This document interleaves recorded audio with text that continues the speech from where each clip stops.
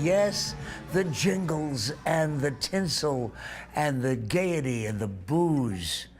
And the booze wipes out some of the gaiety, too, sometimes, because you're talking about something that is just a part of the holidays and something that people have a very difficult time handling.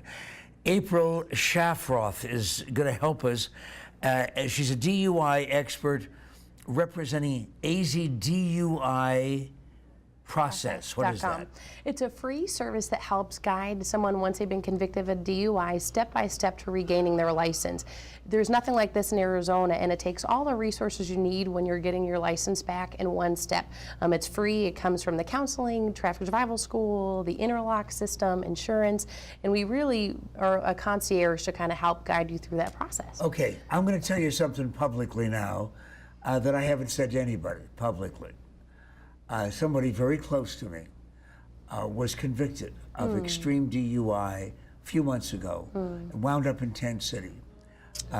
Said it's an experience that is never going to happen in that person's life again. Right, my goodness. But it is one of those things that happens to all too many people.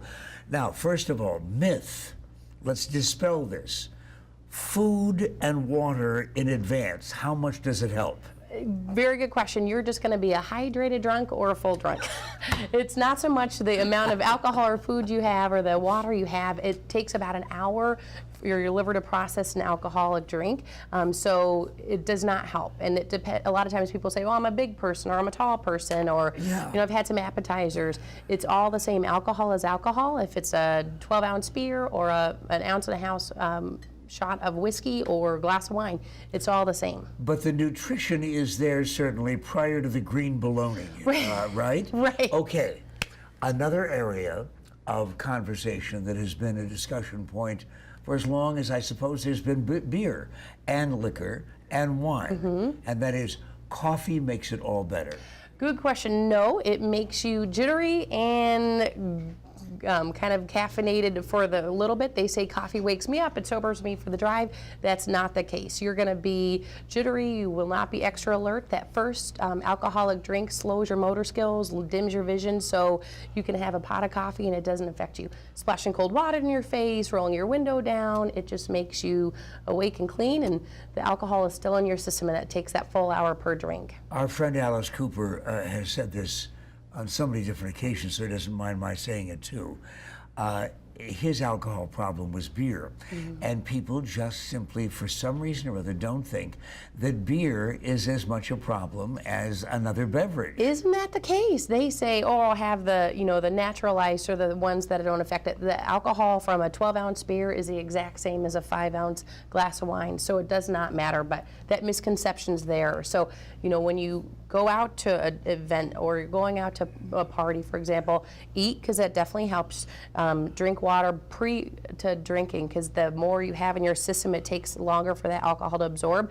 The alcohol will still get there, but it just gives you a little bit of a buffer, if you will, to start the evening. You know, I've actually had somebody at a party say to me, no, don't worry, Pat. I'm not going to drive fast when I drive home.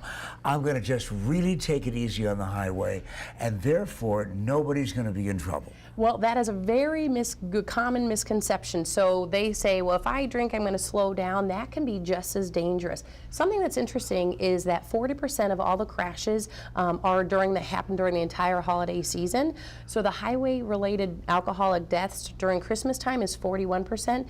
It increases to 58% during New Year's for that highway-related deaths for alcohol. So people say, I'm going to slow down and drive. It affects everyone in such a negative way, and that's when you get convicted of DUI, then we come to help. But how do we prevent that ahead of time? So when you're hosting a party, you know, everyone says you have to have drinks to have a good time, but really, you know, have fun signature, like I call mocktails. So it's the non-alcoholic drinks, but make it fun for those people as well. Or just have somebody else drive. Yes, so that's the issue is now is we have the best ride shares out there. AZDUI Process has partnered with Uber. We have our own DUI Uber code. Yeah, so AZDUIProcess.com is the Uber code. You have friends that designate drive. The average DUI costs $10,000 for your first offense. So people say, oh, it's too expensive to get a cab or it's too expensive for Uber. Drop in a bucket when it comes to a $10,000 DUI. Yeah, and you also have an addition to your car.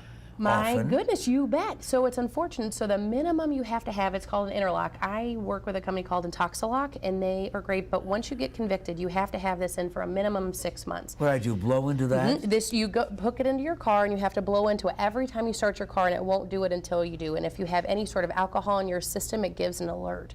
And these, for example, can cost anywhere between $60 to $120 a month. So it is a big deal. And people say, well, maybe I just won't drive. You know, I'll just work around it. There's in Arizona, we are a zero tolerance state, as you've probably heard, and we are wonderful but spicy and very tough with regulations, so you can't get out of it. But so, tell everybody right now how to get in touch with you. AZDUIprocess.com, and it's a free service, and we walk you through everything step by step. Yeah, as long as you're being walked through a process, you might as well be able to walk to begin with, huh? Right. Wouldn't be a bad idea. Please have a happy, safe, and sober holiday.